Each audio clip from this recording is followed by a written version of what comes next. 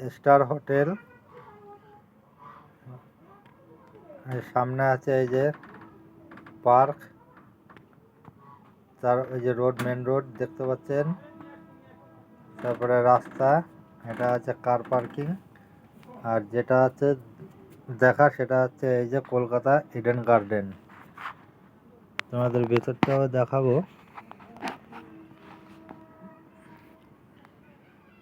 এই যে Eden garden, যে বানিয়েছে অনির্বাণ বিশ্বাস।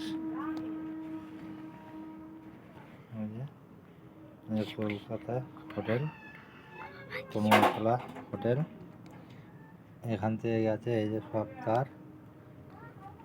এটা হচ্ছে ব্যাটারি ক্যাপাসিটি, এই যে ব্যাটারি।